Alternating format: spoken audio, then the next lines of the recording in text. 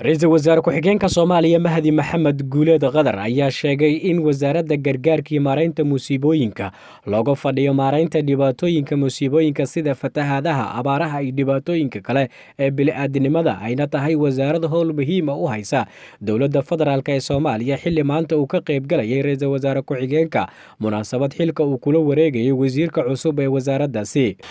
waa wasaarad ballaaran run ahaantii laba shaqo oo waaweyn oo wax ku ool ah dalkeenna muhiim u ah gacanta ku haysa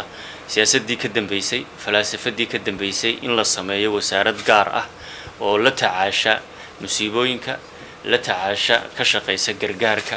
wasaaraddan markaa shaqada u taalla waa taa weyn ee ballaaran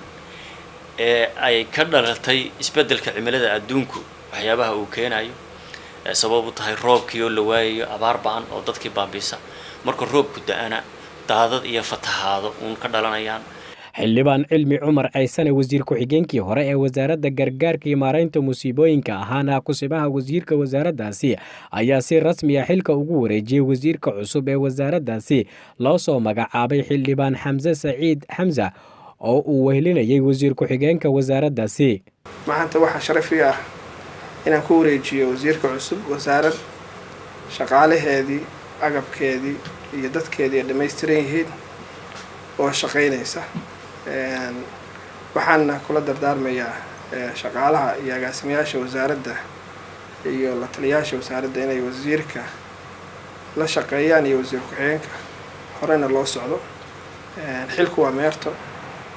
ku faraxsanahay inaan maanta xilkan ku wareejiyo anigoo ka tirsanaa xukuumaddii wasaare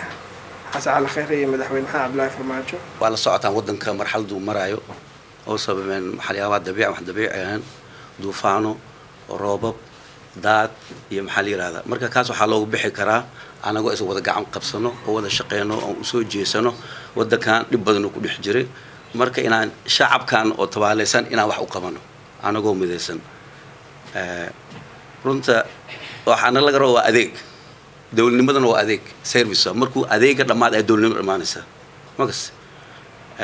mar weyn hadalaan ku dheeraado maanta ma in xaflad barka dad oo tacsiyo fadhiyaan oo dad badan oo meelahaas ku dhibaataysan u joogno marka